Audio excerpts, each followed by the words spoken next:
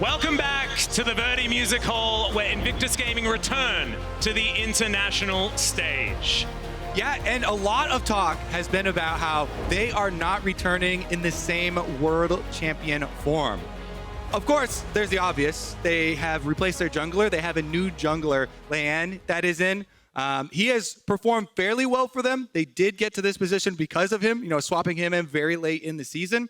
But also, even Rookie, the star mid laner here, has not been up to his old form. And I think it's kind of about pros and cons when it comes to Invictus Gaming at this point. Everyone has this idea that the ceiling that IG can hit. If they come back online, they're world champions. But right now, this should be one of the weakest forms that they've ever been in. They just scraped through regional qualifiers. They got knocked out fairly early on in the LPL playoffs. And it is, as you're saying, the fact that Rookie and the Shy and the jungle issue, the whole top side of the map, just didn't look like they were synced up. But the bottom side, JackeyLove has looked so good this summer split. So it feels like a guy that had so much hype around him last year at Worlds and then got to stand strong when it really mattered is now just a completely different beast stepping foot on stage today. And facing up against ahq, it is definitely going to be a tall task for them. But they do have Wako in the bottom lane to try and match JackeyLove. He has been the biggest damage dealer for ahq. And they also have MVP Alex in the jungle for them. I'm a big fan. He makes a lot of good moves early. And I'm very excited to see what ahq can try and come out on the map versus the former world champions with. Well, let's meet the two teams as we head down to the stage with Quickshot. It's time to welcome Group D to the stage for the first matches here in the Verti Music Hall. Representing the LPL is the defending world champions, Invictus Gaming!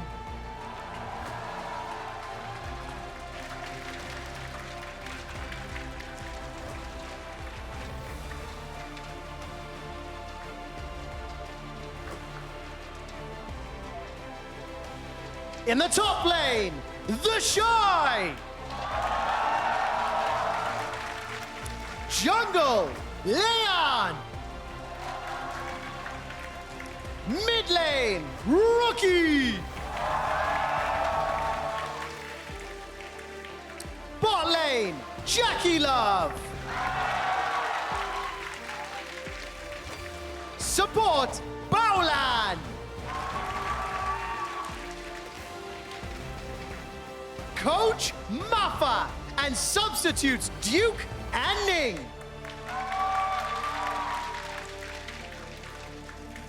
And their opponents in the first clash of the 2019 group stage, it's ahq eSports Club.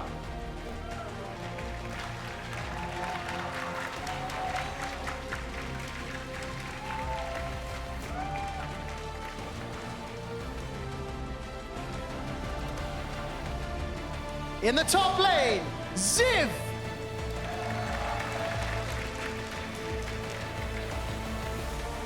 Jungle, Alex. Mid lane, Rainbow. Bot lane, Wako. Support, Ysera. Coach Next ABC and substitute Apex. Take your seats and we'll see you on Summoner's Rift.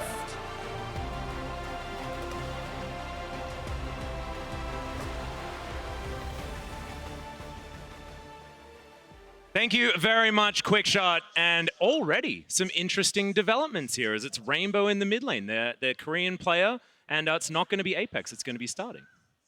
Yeah, swapping up him, he's going to have his hands full.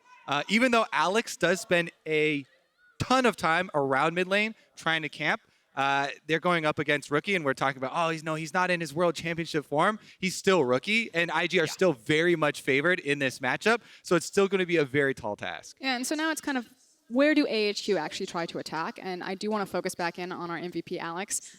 You'll hear us say it a lot. We were watching him last night. We were like, this guy is good. We got all on board the Alex hype train. I hope he brings it to the stage He's today. the brain. He's the brain. And I also think it is a valid way to try to attack Invictus Gaming.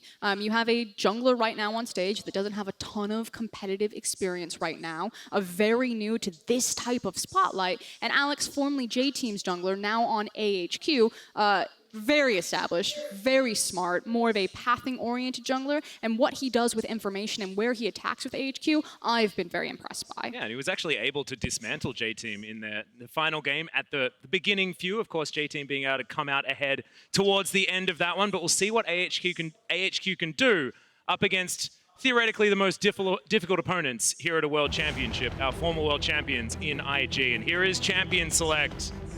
On our blue side will be Invictus Gaming to start this one off, as ahq will be wearing the red shorts, as finally we see a Kayle ban.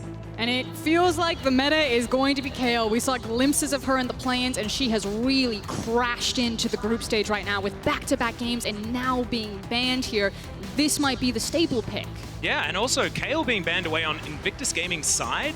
Not only to first pick that, as it was the Shy, of course, that was so notorious for slaughtering his way through European solo queue on this champion. A different idea when it comes to that first pick, as Qiyana and the Pantheon the ahq bans. I'd expect something like a Syndra to come through here, as the Renekton and the J4 were opted into on IG's side.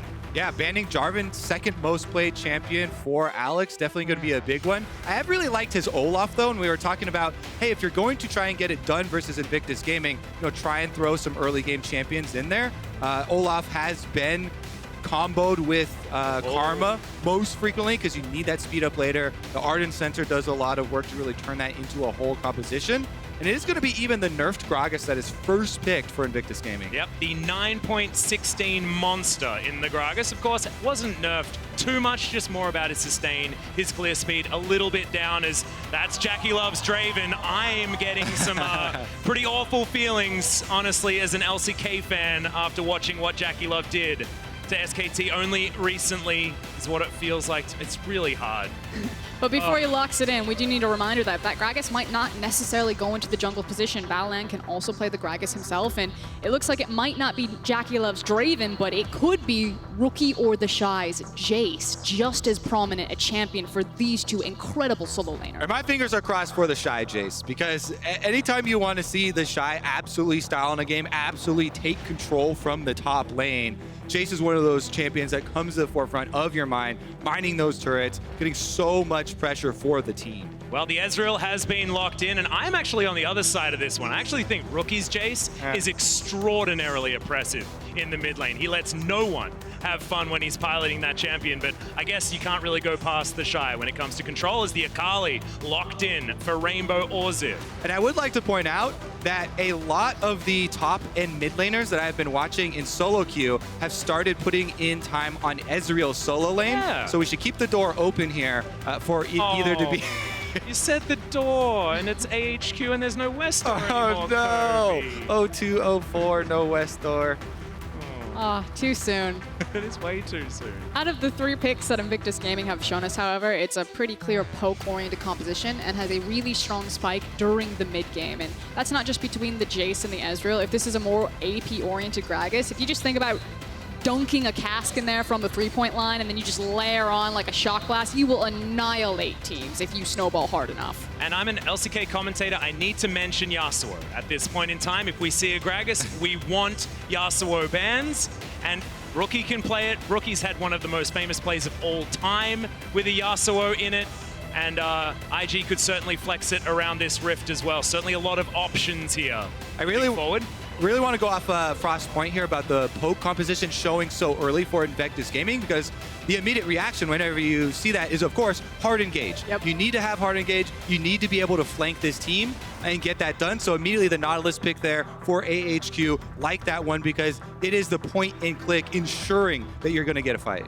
Well, the Alistar locked in response to the Nautilus that ahq just locked away. The Gangplank now being considered for the Shy and is locked in. A lot of physical damage, but I think that means Leylan is going to be doing so much on this Gragas because no one wants to build magic resist. He might be doing true damage to people on this pick. And it's also the fact that he has mixed damage solo laners now with him bringing the AP jungler and then the Gangplank and the Jayce in between him. So the ability to look for the 2v2 there, it's going to be really hard for ahq in the early game to itemize against that effectively, especially if he is that more damage-oriented Gragas that you're talking about. So right now, this looks pretty clear-cut that this is mid lane bouncing to top lane between Jayce and GP for this Gragas.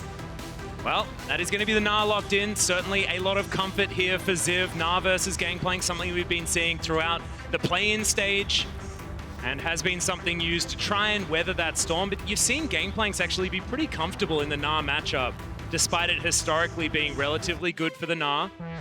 Gangplank's just, it feels like people struggle to lock him down. Yeah, Ziv is a legacy Gnar player. Oh, yeah. Fun fact, Ziv has more games on Gnar than the rest of the LMS combined. That is ridiculous. Absolutely ridiculous. And now going to be playing it again, but up into the Shy. Still going to be a very tough ask. We'll see whether he can utilize that range advantage to get things done. As we look down on these compositions, I'm actually just straight up terrified for ahq because of the amount of aggressive options IG have. Feels like they can just poke, poke, poke, and then when they want to go in, they can just go in at any point. I mean, to be fair, ahq also have an incredible composition, again, kind of at level 6 with all of these key ultimates, and then on the first buy for their itemization. Kai'Sa, particularly for for itemization number 2, but I feel like, again, mid-game focus comps. Well, let's see how it goes as we get into game 3 of the day. Invictus Gaming versus ahq.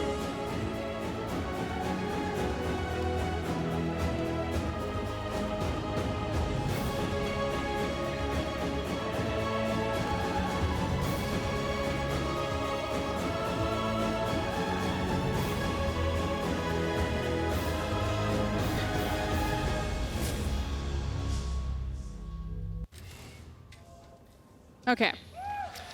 So the more that I look at it, Invictus Gaming's composition, the more I am getting scared for it. What about the player name tags?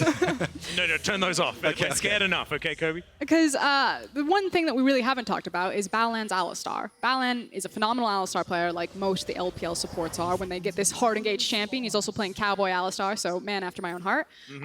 And the potential level 6 with GP ultimate and setup between Gragas Alistar on a bot lane play is really terrifying, and one of the LPL's kind of bread and butter plays from their playbook. So I'm just going to set that one out there early. We're going to track if that happens. I'm going to take your theoretical situation of the bot lane dive with the Gangplank ultimate and add onto it a rookie Jayce who has just pushed up the lane because he's against an Akali and is running an Ignite Jayce down to the bottom lane. That is going to be very painful indeed. Yep. Can also get behind into that Tri-Brush and just throw out empowered Shock Blasts, and then potential dives are going to be pretty aplenty here for this IG roster in theory.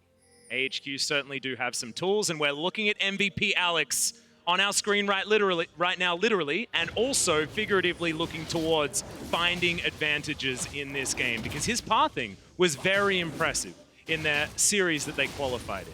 Yeah, I feel like if anything happens for ahq, it will start with this guy in the jungle. Now, thinking about ahq as an organization, they've only missed Worlds once since 2014, and that was just the last year when the LMS collectively went 3-15 with Flash Wolves, G-Rex, and Mad as the representatives. So, unfortunately, while we want to talk about kind of the rebuild of ahq, their rebirth onto the international stage, it feels like all of the LMS teams are standing in the shadow of the failures that the LMS made last year at Worlds. So, expectations are very mixed for this squad. No one really knows where their ceiling is, but I assure you, Alex is a good player. Yeah, and Ziv, he's done this before. He's been playing on this team, I believe, since 2014. He's been around the block for a very long time, and I know the LPL organizations have been trying to get Ziv for quite a while. Yep. And we talked a lot last game, about the Rage Bar and managing that. It does become extremely difficult in this setup as well, because you also have to get a flank on this team to be able to find that engagement. But ahq and Ziv have played this champion so often, they're very accustomed to playing around it. Well, Rookie does have that shove that you were talking about. Hits level 3 before Rainbow, of course, but an Akali underneath the turret is something you'd expect in a ranged versus melee matchup. And in fact, anyone under their turret versus Rookie in the early game seems to be what you would expect just in general. And this is very micro, but watch what happens when there is a cannon, although I'll hold it. No, Alex isn't going to gank him. When Rookie is playing across from a cannon minion on Rainbow's wave, he'll actually step up and he'll try to make the cannon creep deny as much CS as possible from Rainbow. So anytime you see those cannons come in, watch how these mid laners suddenly go hyper aggressive to try to get that cannon to deny everything.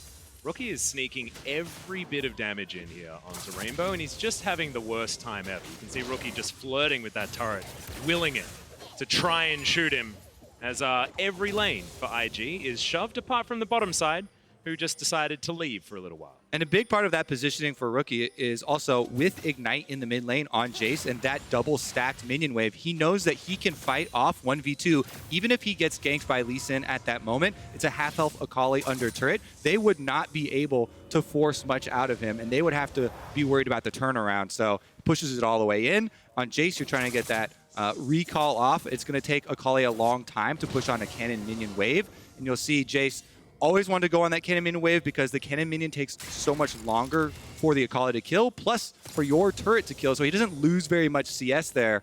And it's only going to be the one melee minion, and he's coming back with a double longsword. I mean, the short and sweet of it is wave management, and it's one of the intangibles that's really hard to measure if you're not super intimate with the game about what makes these mid laners so legendary, and you saw Rookie just do it to perfection right there. Getting that cheetah recall at exactly the right time, like you guys were illustrating. But gets back here. Rainbow's going to be able to teleport if he wants to, but doesn't actually have to. But gets back into a lane where he has quite a large deficit. Levels are even between the Akali and the Jayce. Level 6 still being searched for Rainbow, as Leylan's found his way towards the bottom side of the map, and a flash body slam could be terrifying when paired with the headbutt pole. I think, again, it was more so trying to cover for his laners. The wave was amassing on Invictus Gaming side, so it was going to push back. So Leylan's there to protect JackeyLove and Baolan while they push the wave forward. Rookie trying to sneak in as much damage as he can, but Rainbow actually utilizing the Shroud very nicely to get a good trade. Now Alex will turn up. Very even in health bars. Jungler's not going to decide to pull the trigger. I just want to highlight Rookie there. You can see him. He always hovers to the side where his jungler is. Leylan is on the bottom half, so even though there was a pass from Alex on the Leylan and a possible look at a gank, it's completely avoided there. He goes in, popping the Scryer's broom. They'll know that he's gone for the possible invade. So far, a very quiet early game. We'll see if Alex changes that up with the second pass. Yeah. Nope. Not going to throw the Q out, just safeguards back. We'll get back towards his jungle. But it feels like all three of our games this opening, outside of that one level 1 play by Fnatic versus SKT, it have been very controlled early games that kind of wait until level 6, wait until the teleport timings are there, and then all of the action happens. So if we go back to that level 6 play that we're talking about, GP now has his ultimate available to him, and I think we're getting closer to that window where Invictus Gaming are preparing to pull the trigger on a play. Feels very cookie cutter here from IG though. It's not anything fancy in the composition. We've seen all of these picks before, so we have an idea of when they want to be fighting, and I feel like this is sort of your quintessential poke comp in the mid game that you can get people low, you can force resets, and then you can go for Barons utilizing it. And it's our first game so far without a Kayle, so we don't have that, oh, well, there's an inevitability, we know who's going to win in the late game. This is a little bit more up in the air with who's going to have that power based on what the positions of these teams are when we move into that mid and late game. Trying to build up and get to their offensive poke that we were talking about in Champion Selects. Lethality already picked up here for Rookie on Jayce, so the Empowered Shock Blast will leave a mark for sure. You can see already Rainbow trying to answer that, anticipating, building the arm guard for himself, trying to get some more armor to deal with the onslaught of damage that is being put out by Rookie in this mid lane, and really the point of control for IG. And I think the question is hold it. Oh, yep, they got it. Trouble first blood. It's just Jackie too far up and destroyed. Yeah, even caught the observers off guard right there. So JackeyLove wasn't the only one kind of head scratching after that, but like you're saying, his support walks away from him and immediately HQ strike. Well, in goes Leylan. He's got the Predator, but Rainbow's safely underneath his turret, and Alex was even in the area to try and get that counter gank. That is exactly where HQ want that money too. I mean, Wako has been the one to deal the most damage for this team. He shoulders that burden. He has also had the highest kills plus assists pre-15, so no deviation here. They're able to get it, and they didn't even have to flash for it with Nautilus. Invade for Alex, not going to deny the blue buff to Rookie. What you're looking for there is trying to force the enemy jungler to smite it away. So hopefully the Jayce doesn't have infinite mana, but now it is still going to go in the right place for Invictus Gaming. JackeyLove punished for the aggressive arcane shift, and what a hook. Well, there's the kick flash, and Rookie gets tagged up, tries to get the kick back, but just waits for his time, and Alex will help secure it for Rainbow. Yeah, this is now in the mid and bot lane that ahq are the first ones to strike, so now they can start leveraging some of this control. They also have the TP, and now it's top side. Doesn't find the wallet, but the Shy does take a turret shot, moves out of the way of the boulder toss, as well as the Shy pretty comfortably avoids a lot of the damage of this Mega Gnar. And you can already see what a different team this Invictus Gaming is. The fact that ahq slam them bottom, mid, and also get the best of them in the top lane that opens up this Mountain Dragon was just not something you would say of the Invictus Gaming of past, but excellent work from ahq in the first 9 minutes of this game. Exactly. I mean, with the first Akali ultimate, they're able to get the kill on the Rookie. 3 members converge. They get the objective afterwards. Wako and Ysera punishing the offensive arcane shift from JackeyLove immediately. ahq definitely starting out on fire here. Yeah, it's nicely done stuff. And as well, this is Wako picking up the more AD-focused Kai'Sa build. We haven't seen too much of this. It's all been about the 3-item power spike, but this one is going to have that evolution on the Q much earlier. And in fact, I believe completed already, even though he's just level 7. So as you can see down to the bottom of your screen, very, very close to getting that evolution. See where ahq are going to go from here, because they have a slight lead, almost towards 1,000 gold. If you are the world champions, you're not going to get too worried just yet. Their composition just in general will get stronger before it gets weaker. I think there's an issue where Alex had to extend his flash to secure the kill on Rookie, which should slow him down. I want to see how capable he is to create a play like that without having access to the flash, which is why I'm glad to see him team up with Ysera there. Because now if you have a Leylan and a Nautilus running into the mid lane and looking for potential kills, that means that Alex isn't punished for not having that flash as kind of the only playmaker outside of the Nautilus for this team. Well, speaking of the Nautilus, he's in this mid lane, waiting for an opportunity. Alex has started off the Rift Herald as Leylan is going to move on over. Control Ward's going to be shared here as Alex decides that he doesn't want to stay in this pit. Shelly's being held onto for a little while, but Leylan does move himself out of the way. So Shelly's going to reset. IG just denying that one from happening. Yeah, I mean, they have to back off here because there is a teleport discrepancy in the bottom lane. JackeyLove is answering right now, but it is ahq that have the extra teleport here, so they cannot take that fight. Kai'Sa teleports up.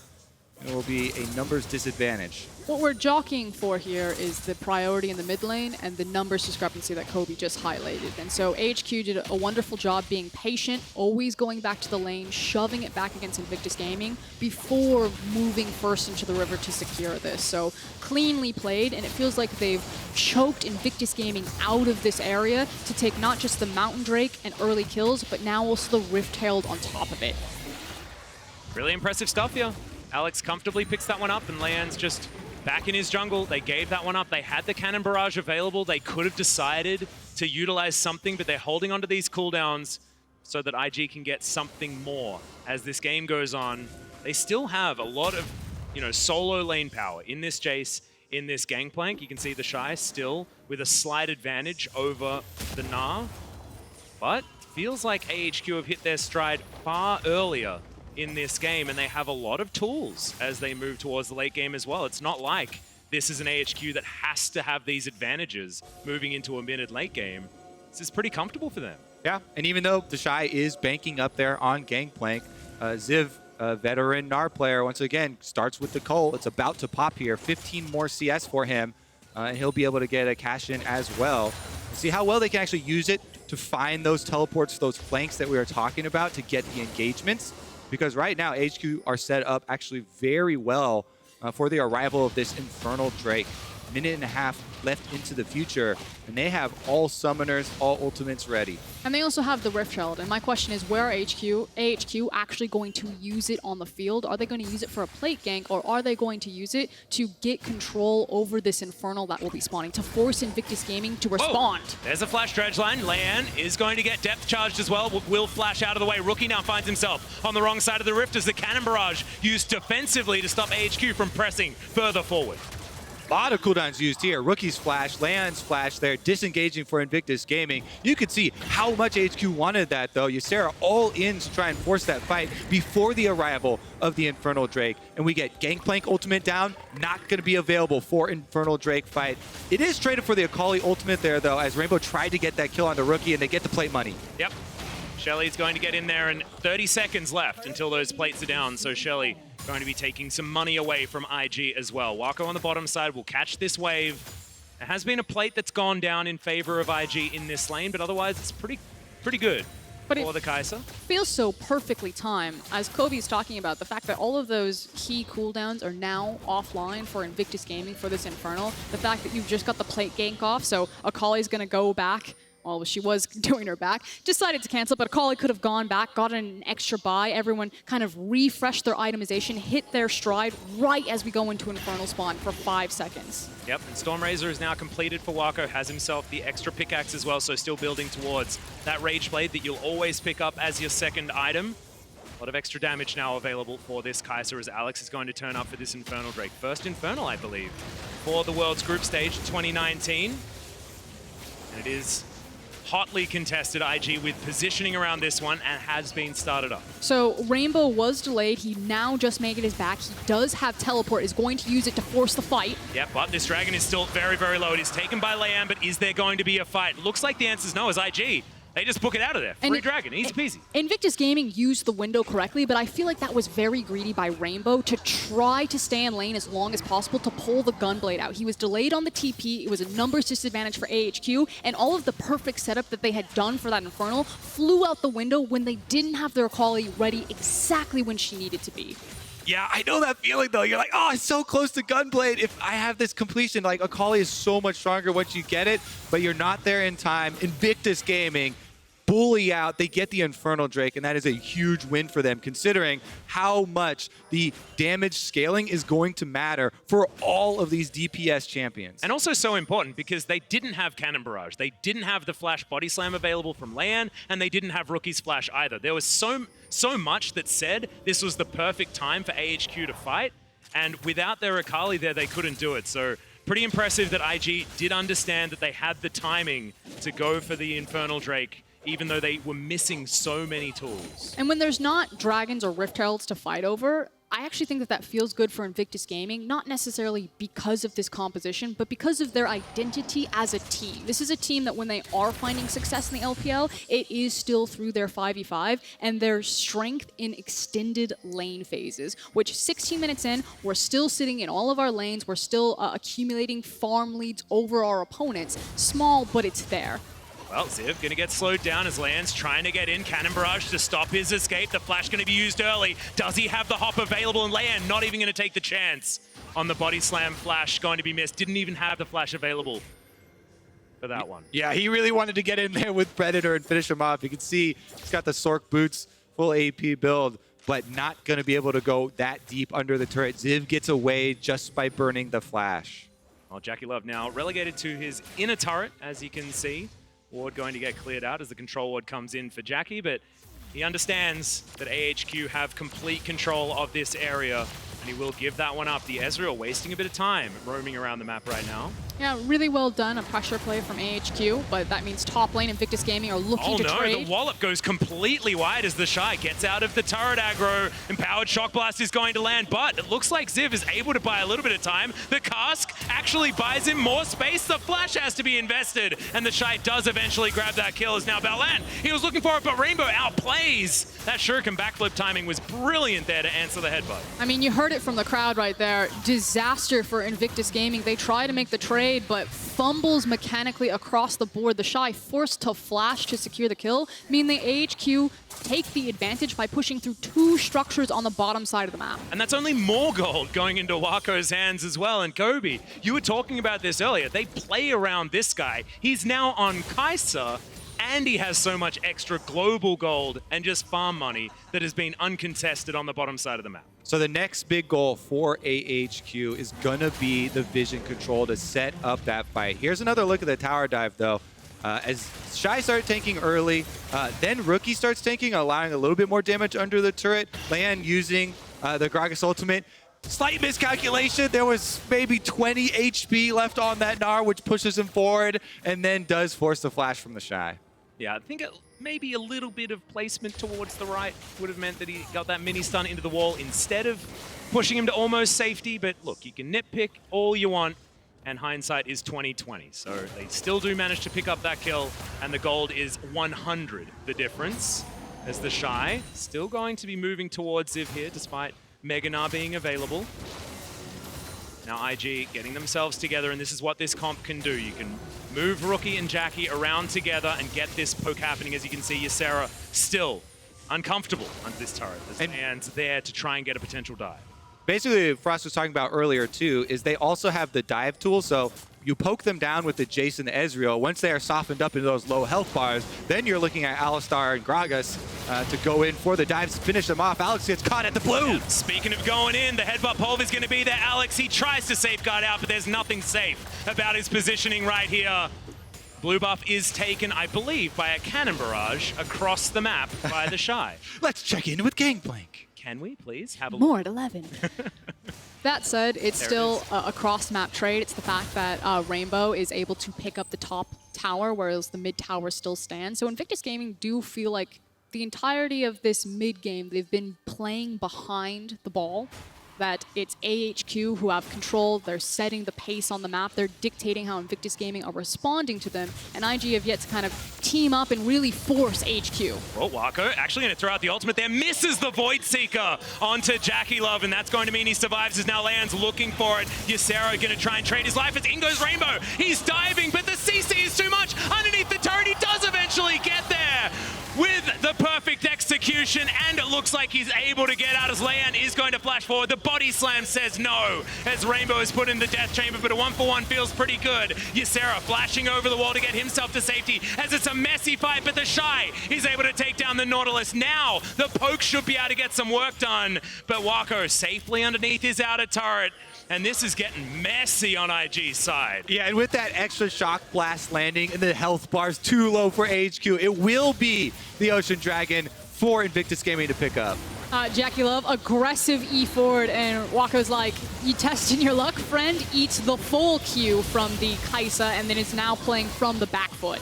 Well, we're on the Baron for ahq. They've decided that they don't want the Drakes this time around. It was an Ocean as well. They do eventually peel off, but that was a cool way to come back into the game after replay. Yeah, testing your limits there. See if Baron's up for it. Looks like not there, as Invictus Gaming got a full reset, so you definitely don't want to take your chances there. And they punish, actually, with that wasted time starting up Baron, means Invictus Gaming get the mid turret down, which opens up so much of the invade territory. I want to say medium risk, high reward. Losing the tower doesn't feel great, but if it's not warded, and they do get the Baron, which Ysera melts that Baron pretty fast, especially now having 2 items. She's very powerful.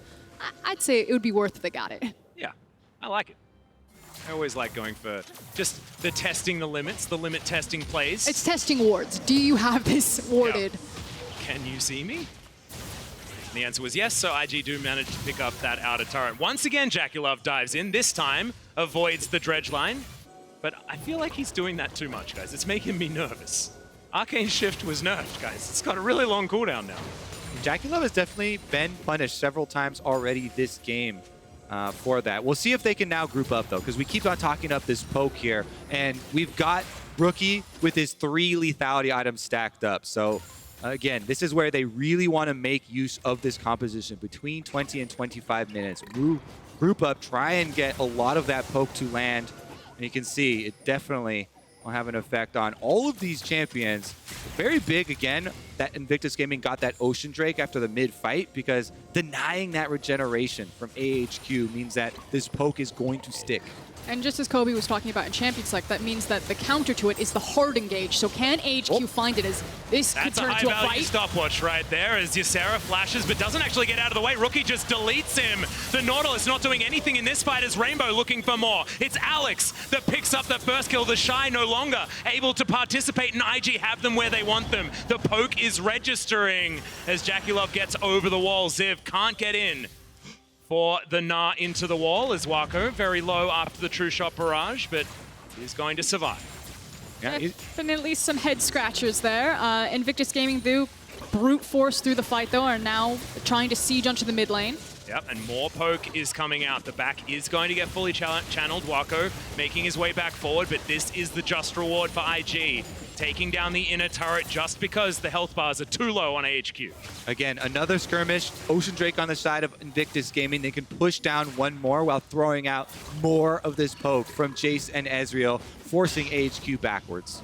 And now it's going to be the next Drake, 2 minutes time, the Infernal Drake. If IG get that, it's going to be so difficult for ahq to survive these poke battles. The siege is going to be too strong as we have a look at this moment yet again. Ysera, some interesting moves, but the stopwatch definitely good to start it off. Yeah, and then there's kind of this questionable flash. He's trying to avoid the burst damage from JackeyLove, but unfortunately just gets blown up anyway. Now that said, it is a 1-for-1 trade on the back half because Alex some sweet moves with the Lee Sin to find the Shy out of position, but... Yeah, I think it might have been a flash depth charge attempt, but vision was an issue. Have to have a look from his perspective in order to truly understand, but did certainly look funny, flashing for no reason after getting hit by a Mystic shot. Yeah, I mean, Invictus Gaming really putting on the pressure here. I have to say, though, if ahq make a big play... Now the Dredge Line going to come in, finds the R button this time, does Ysera, but Ziv, he's gotten forward. That Gnar bar pretty close to being full, but not quite able to get in there and really get the disruption that they were looking for. ahq turn tail once again, and IG continue the pressure. A huge issue that will happen for this game for both teams is kind of which way the vision is facing. Invictus Gaming's composition works really well even if they don't have control over an area, if they have vision of the area. Because obviously, fish in a barrel if ahq are grouped up either on an Infernal, on a Baron, and then Invictus Gaming can just fling all of this poke at them. Whereas for ahq, I actually think they're going to need to be really reliant on not front-to-back engages, but flanking engages. When you're against a team that can disengage so well as Invictus Gaming's comp, they need to get more creative about how they're forcing a 5v5 and how they're using these hard engage tools like the depth charge and the Mega Gnar. Now that Infernal Drake is available, 15 seconds, and that one will be up. There are 2 points on the map that IG and ahq need to be fighting around. Already Alex trying to get down there, does have himself a control ward so that they know what's happening, and Rainbow's making his way up the river. IG with control of mid, of course, taking the inner and outer turret. The ahq don't want to give this one up. So much to fight for right now on the map for both teams. It's also very difficult for them to face check into the Shock Blast, into the Gangplank barrel chains. Now, this is making it very easy for the Shy to line that up, and you can see the zoning. The Dragon is free, and Ysera is as well. The Nautilus goes down, can't get out in time.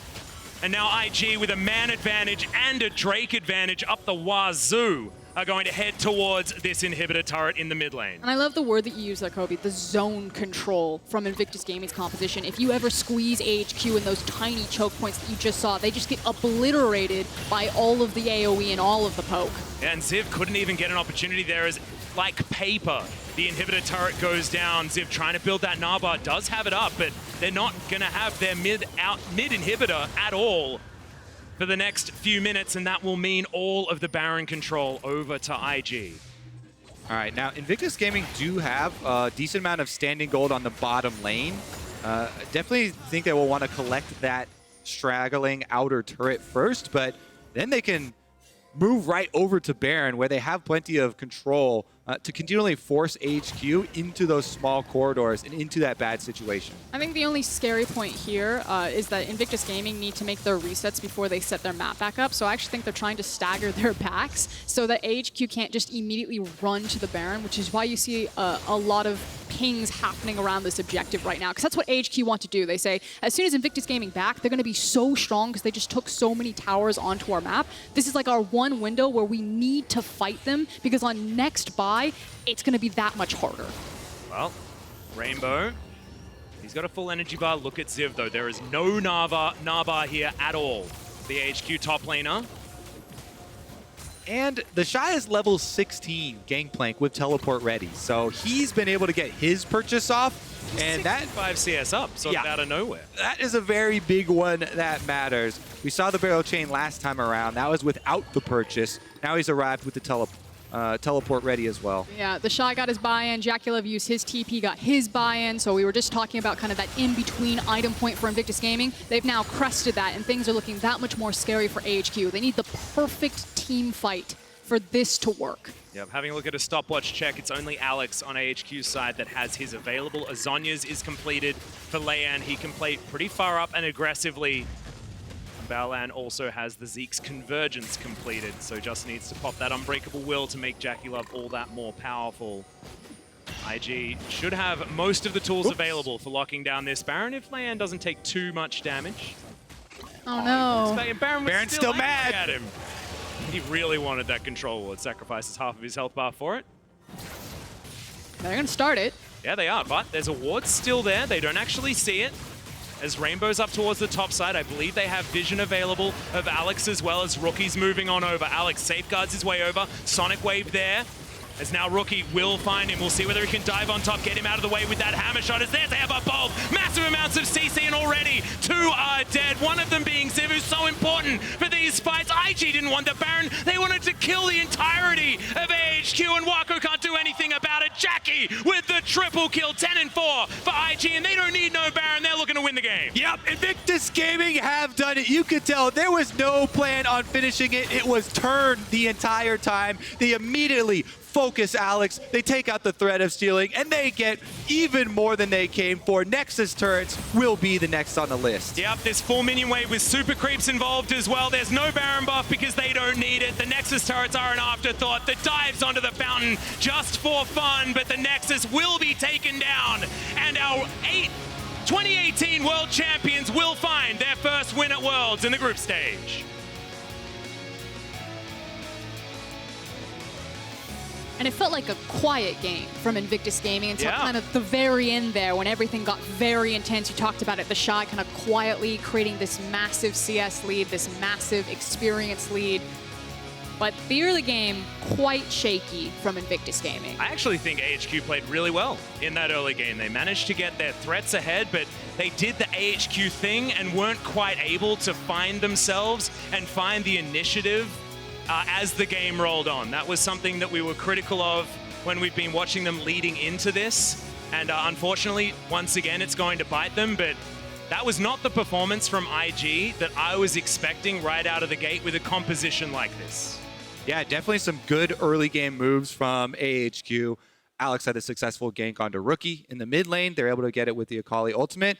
And I think Wako, for the bottom lane, he was a standout performer for me. You know, looking at him dealing so much damage, continually forcing things out of JackeyLove and punishing that arcane shift, also got them a lot of objectives pretty early. Now that was the thing, it felt like if Invictus Gaming made mistakes, ahq were capable enough that they could punish them. Now we just need to kind of tighten up some of the proactivity. It worked well in the early game, but now it needs to carry over more into the 5v5, the mid-game section, because that's where it felt like ahq really got stalled out and Invictus Gaming found their stride. Yeah, and we do have a replay as well. So it's the Axe What's Your Move replay, and it's the Invictus Gaming Baron play that really secured it for this squad. We're talking about the early game, but this was the late game, and this was IG just being better. And you can tell, Rookie's looking for it the entire time. The whole plan is to turn immediately. So Alex shows up, Lethality Jayce jumps in on him, and they immediately obliterate ahq.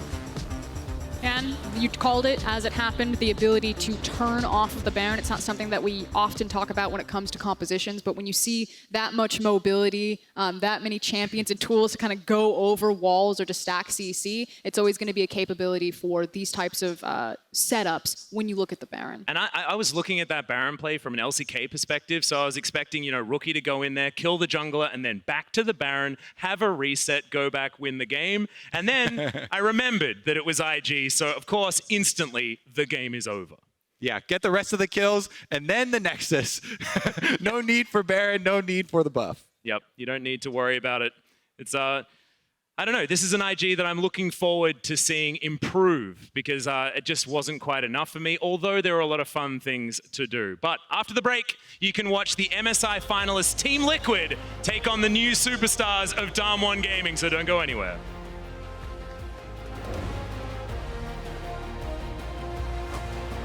Aggressive arcade shift and what a hook.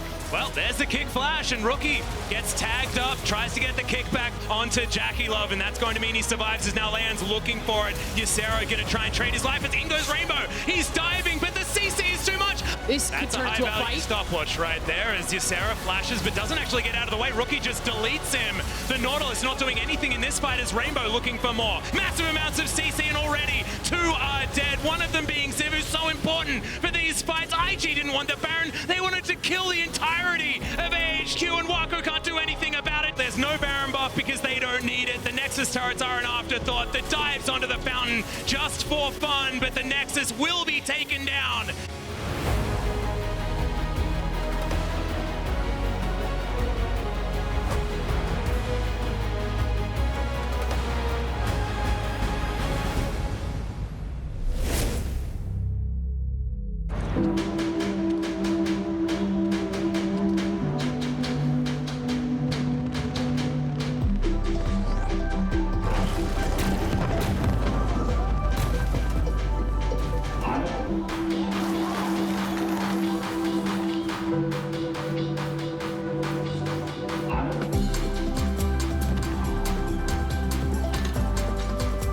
The new Oppo Reno 2 quad camera. Zoom into imagination.